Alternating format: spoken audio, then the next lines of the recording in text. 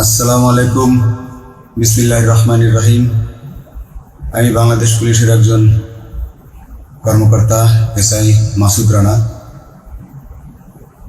আমি আপনাদের কাছে কিছু তথ্য তুলে ধরতে চাই, যেটা বাংলাদেশের মানুষ অনেক দিন ধরেই জানে না, বা তারা এই প্রশ্নের উত্তর খুঁজছে অনেক বছর ধরে, কিন্তু কোনো উত্তর খুঁজে পায়নি। আজকে যাকে সেনাবাহিনী থেকে অব্যাহতি দেওয়া হলো, মেজর জেনারেল জিয়াউল আহসান, যিনি এনটিএমসির প্রধান ছিলেন এবং তিনি র্যাবের অতিরিক্ত পরিচালক ছিলেন। অতিরিক্ত পরিচালক অপারেশন। তিনি মেজর থাকতেই র্যাবে ছিলেন এবং বাংলাদেশে যত গুম খুন হয়েছে, বিএনপি সহ অন্যান্য যারা অ্যাক্টিভিস্ট, সেই গুম খুনের সাথে জড়িত এই জিয়াউল আহসান। অনেক নেতাদেরকেই র্যাবের কালো গাড়িতে করে সিভিলে ধরে আনা হতো, এনে র্যাব ওয়ানের গোপন আস্তানায় তাদেরকে আটক রাখা হতো। এরপর তাদেরকে সময় মতো অজ্ঞাত স্থানে নিয়ে তাদেরকে হত্যা করা হতো এবং অজ্ঞাত স্থানেই তাদের লাশ হয়তো নদীতে ডুবিয়ে দেওয়া হতো, নয়তো তাদেরকে দাফন করা হতো, নয়তো অ্যাসিডের মাধ্যমে তাদের লাশকে গলিয়ে দেওয়া হতো। আমি 2014 অক্টোবর থেকে 2017 ডিসেম্বর পর্যন্ত র্যাব সদর দপ্তরে কর্মরত ছিলাম। তখন র্যাবের ডিজি ছিলেন বেনজির, যিনি আজকে দেশের হাজার হাজার কোটি টাকা চুরি করে, পুলিশের হাজার হাজার কোটি টাকা চুরি করে পালিয়ে গেছেন বিদেশে। তো আমি দেখেছি অনেক মানুষকে কিভাবে অন্যায়ভাবে গ্রেফতার করে নিয়ে গুম করে রাখা হতো। আমি রিসেপশনে ডিউটি করতাম।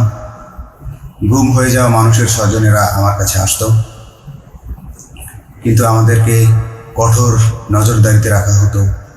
সিসি ক্যামেরার আওতায় ছিলাম, তাদের সাথে আমরা ওভাবে কথা বলতে পারতাম না। তাদেরকে কোনো তথ্য দেওয়া নিষেধ ছিল আমাদের জন্য। কিন্তু তাদের স্বজনরা আসলে এসে যখন এখানে কান্না করতো, আমি নিজেকে ধরে রাখতে পারিনি। আমি অনেকের স্বজনকেই তাদের স্বজনের, গুম হয়ে যাওয়া স্বজনের পরিণতির কথা জানিয়ে দিতাম। বিশেষ করে যাদেরকে মেরে ফেলা হতো, খুন করা হতো, তাদেরকে আমি খারাপ সংবাদটা দিতাম না।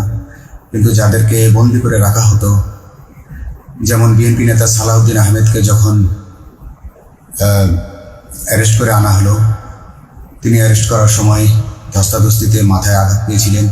তাকে র্যাব ওয়ানের গোপন কক্ষে আটক করে রাখা হয়েছিল দীর্ঘদিন।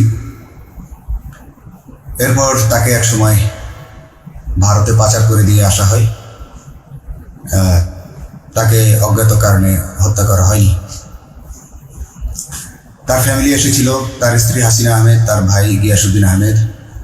ওনারা আমার কাছে বেশ কয়েকবার এসেছেন। আমি কয়েকদিন ওনাদের এই উদ্বেগ, উৎকণ্ঠা, আমার সামনে বসে কান্নাকাটি দেখে আমি থাকতে পারিনি। আমি ওনাদেরকে কৌশলে আমার ফোন নাম্বার দিয়ে আমি ওনাদের সাথে দেখা করে ওনাদেরকে জানিয়ে দিই যে সালাউদ্দিন সাহেবকে হত্যা করা হয়নি, উনি জীবিত আছেন এবং ওনাকে হত্যা করার সিদ্ধান্ত নেওয়া হয়নি। এই সিদ্ধান্তগুলো জেনে নিতেন তিনি হচ্ছেন বর্তমানে মেজর জেনারেল জিয়াউল আহসান, যাকে আজকে অব্যাহতি দেওয়া হয়েছে। শুধু অব্যাহতি যদি দেয়া হয়, তাকে যদি বিচারের মুখোমুখি করা না হয়, তাহলে এই আন্দোলনের, এই স্বাধীনতার কোনো মূল্য থাকবে না। আমি আজকে আর কাউকে ভয় পাই না। আমি আজকে বিশ্বাস করি যে আজকে আমাকে এই সত্য বলার জন্য কেউ গুম করে দিতে পারবে না, এই সত্য বলার জন্য কেউ আমাকে অ্যারেস্ট করবে না। সেই কারণে আমি বুকে সাহস নিয়ে আজকে কথাগুলো বলছি। আপনারা যারা বিএনপি নেতা ইলিয়াস আলীর অপেক্ষায় আছেন, তাদের জন্য দুঃখজনক সংবাদ। তাকে অনেক আগেই হত্যা করা হয়েছে। তাকে পতেঙ্গা সমুদ্র সৈকত দিয়ে কড়া পাহারায় সাগরের মাঝখানে নিয়ে স্পিড বোটের মাধ্যমে মুখে পলিথিন পেঁচিয়ে হত্যা করে, তার পেট ছুরি দিয়ে ছিদ্র করে, তাকে পাথর দিয়ে বেঁধে সাগরে ডুবিয়ে দেওয়া হয়েছে। শুধু ইলিয়াস আলী নয়, অনেক নেতার সন্ধান যারা আজও পাননি। কিছু মানুষ তো ঘর থেকে উদ্ধার হয়েছে, কিন্তু যাদেরকে আপনারা পাননি তাদের সবার এই করুণ পরিণতি হয়েছে। আমি যদিও তারা এই কাজগুলো অতি গোপনে করত এবং র্যাবের অন্যান্য শাখার কর্মরত কর্মকর্তা কর্মচারীরা এটা জানতো না, কিন্তু আমি অত্যন্ত বিচক্ষণভাবে আমি এই খবরগুলো নিতাম, কারণ আমি জানতাম এগুলো একদিন আমি প্রকাশ করতে পারবো। এবং এই দিনটার অপেক্ষায় ছিলাম আজকে এত বছর, মানুষের কাছে সত্য প্রকাশের। বাংলাদেশের মানুষ জানুক যে কারা খুনি, কারা এত মানুষকে খুন করেছে, এই দেশ থেকে এই দেশে ত্রাসের রাজত্ব কায়েম করেছে। তারা মাদকের ক্রস ফায়ারের নামে যে হত্যা ট্র্যাডিশন চালু করেছিল, এই ট্র্যাডিশনের উদ্দেশ্য ছিল বিরোধী দলের লোকজনকে হত্যা করা। কারণ পুলিশ এবং সেনাবাহিনীর অনেকেই মানুষ হত্যা করতে ভয় পেত, তারা এটাতে অভ্যস্ত ছিল না। অনেকেই অনেক সাহসী, কিন্তু একটা মানুষকে হত্যা করার পর তারা আর ঘুমাতে পারতো না, তাই তারা এসব কাজ করতো না। কিন্তু খুনি হাসিনা কিছু মানুষকে এভাবে হত্যা করতে করতে পুরস্কৃত করার মাধ্যমে হত্যা করতে অভ্যস্ত করে ফেলে। তারাই এই গ্রেফতারকৃত এই গুমকৃত মানুষদেরকে গুলি করে হত্যা করত। এবং তারা এতটাই নিষ্ঠুর যে তারা এক একজন কয়েক শত করে হত্যা করেছে। এবং এই মানুষগুলোর সংখ্যা বেশি নয়, কারণ সবাই লাশ দেখতে পারে না। একটা মানুষকে খুন করার পর লাশের যে ছটফটানি এবং মাথায় গুলি করার পর মাথার যে বিকৃত অবস্থা, এই জিনিসগুলো অনেকেই আমরা সহ্য করতে পারি না। তাই আমাদের মধ্য থেকে কিছু হায়নাকে বেছে নিয়ে তারা একটা টিম গঠন করে, তাদেরকে র্যাব সদর দপ্তরে বেনজির আহমেদ প্রতি মাসে পুরস্কার দিতে ডাকতেন। এবং প্রত্যেকটা র্যাবের বিভিন্ন শাখায় এরকম দু একজন রাক্ষস ছিল যারা মানুষকে শুট করত, গুলি করত, হত্যা করত এবং গুম করত। তারা এখনো আছে। তাদেরকে আমি নতুন সরকারের কাছে দাবি জানাবো, তাদেরকে বের করতে হবে, তাদেরকে বিচারের আওতায় আনতে হবে। না হলে এত শহীদের বিনিময়ে যে ফেসিবাদ থেকে, যে স্বৈর শাসন, যে খুনি হাসিনার হাত থেকে আমরা মুক্তি পেয়েছি, সে মুক্তির প্রকৃত মূল্য আমরা পাবো না, প্রকৃত স্বাদ আমরা পাবো না। এই খুনিদেরকে বের করতে হবে, এই খুনিদেরকে বের করে আইনের আওতায় আনতে হবে। বাংলাদেশ পুলিশ কখনোই গুলি করতে অভ্যস্ত ছিল না। আপনারা জানেন একসময় পুলিশ যে গুলি করতো না, এটা নিয়ে অনেক ব্যঙ্গচিত্র ছাপা হতো পত্রিকাগুলোতে, যে গুলি না করতে গুলি খেলনার বন্দুকে পরিণত হয়েছে। তো কিন্তু সেই নিরীহ পুলিশকে রক্তপিপাসু হিসেবে শেখ হাসিনা তৈরি করেছে। তবে সবাই নয়, কিছু কিছু মানুষ আপনারা দেখেছেন, এবং এই আন্দোলনের ভিডিও ফুটেজ দেখলেও দেখবেন যে কয়েক শত পুলিশের মধ্যে কেবলমাত্র কয়েকজনই জনতার দিকে গুলি ছুড়ছে। তো আপনারা ঢালাওভাবে পুলিশকে আপনাদের আক্রমণের নিশানা বানাবেন না। নতুন সরকার অবশ্যই এর বিচার করবে। আমি আশাবাদী নতুন সরকারের কাছে। তারা যদি আমার কাছে কোনো তথ্য চায়, আমি তথ্য দেব ইনশাল্লাহ। এবং এই খুনিদেরকে, এই রাক্ষসদেরকে বের করতে হবে। প্রতিটি গুমের, প্রতিটি হত্যার সুষ্ঠু তদন্ত করলে এগুলো বের হয়ে আসবে বলে আমি আশা করি। এবং আমি চাই এরা ধরা পড়ুক, এদের বিচার হোক, না হলে এরা যুগে যুগে এই রাক্ষস যুগে যুগে রয়ে যাবে, আমাদের মাঝেই তারা লুকিয়ে থাকবে এবং যুগে যুগেই তারা মানুষের রক্ত পান করেই যাবে। পুলিশ বাহিনী মানুষকে সেবা করবে, এটাই হওয়া উচিত পুলিশের ধর্ম। পুলিশের ধর্ম হবে মানুষ পুলিশের জন্য, পুলিশ মানুষের জন্য। উন্নত রাষ্ট্রের পুলিশ মানুষ যেভাবে পুলিশকে ডাকলেই পুলিশ 5 মিনিটের মধ্যে ছুটে যায়, তাকে সাহায্য করে। আমরা বিভিন্ন ভিডিওতে দেখি যে পুলিশ হাঁসের বাচ্চাকে রাস্তা পার করে দিচ্ছে, একজন অন্ধ মানুষকে রাস্তা পার করে দিচ্ছে। বাংলাদেশের পুলিশ এমনটাই করতে চায়, আমরা এমনটাই করতে চাই, কিন্তু সেই পরিস্থিতিতে আমাদেরকে রাখা হয়নি। আমাদেরকে রাখা হয়েছে দৌড়ের উপর, আমাদেরকে রাখা হয়েছে বিভিন্ন অন্যায় কাজের উপর, বিভিন্ন অন্যায় আদেশের উপর। কেউ যারা মেনেছে তারা ভালো ভালো জায়গায় পোস্টিং নিয়ে থেকেছে, যারা মানেনি তাদেরকে খারাপ জায়গায় পোস্টিং দেওয়া হয়েছে, কারো চাকরি হয়ে হারিয়েছে, কাউকে সাসপেন্ড করে রাখা হয়েছে। আমি নিজেও একজন এমন বৈষম্যের শিকার, অন্যায় মিথ্যা মামলার শিকার হয়ে আমি নিজেও বর্তমানে সাসপেনশন অবস্থায় আছি এবং এই সাসপেনশন অবস্থায় থেকে আমি আল্লাহর কাছে শুকরিয়া জানাই, কারণ এই সাসপেনশন থাকার কারণে আমি ছাত্র জনতার আন্দোলনের সাথে সংযুক্ত হতে পেরেছি।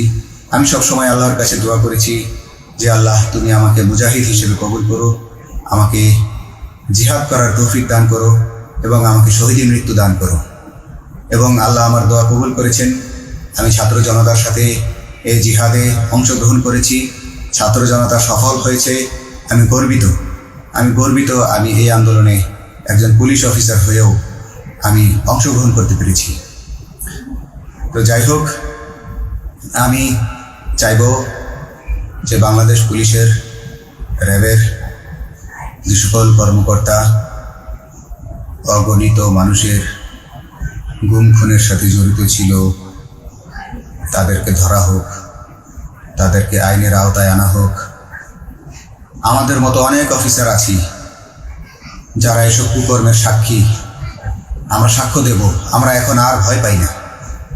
আমরা আসলে যে ভয় পেয়েছি তা নয়, আমাদের বাহিনীতে টিকে থাকাটা জরুরি ছিল। জনগণের স্বার্থেই আমাদের বাহিনীতে থাকা জরুরি ছিল, কারণ আমরা যদি বাহিনী থেকে আউট হয়ে যেতাম তাহলে এসব তথ্য আমরা জানতে পারতাম না এবং জনতার কাছে পৌঁছাতে পারতাম না। জনতার কথা বলতে হলে, জনতার সাথে থাকতে হলে আমি পজিশনেও থাকতে হবে। এই জন্য অনেক কিছুই প্রকাশ করিনি, কারণ আপনারা ভালো মতোই জানেন যে অনেক সেনাবাহিনীর মেজরকেও গুম করে দেওয়া হয়েছে যারা মুখ খুলেছে। আমি তো একজন সামান্য সাব ইন্সপেক্টর, আমাকে গুম করে দেওয়া তাদের 1 সেকেন্ডের ব্যাপার ছিল।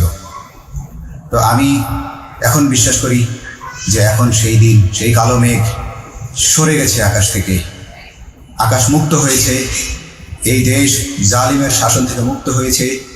আল্লাহ তাআলা আমাদের উপর রহমত বর্ষণ করেছে। অগণিত মুসলিমের দোয়া আল্লাহ তাআলা কবুল করেছেন, অগণিত 18 কোটি মানুষের দোয়া আল্লাহ কবুল করেছেন।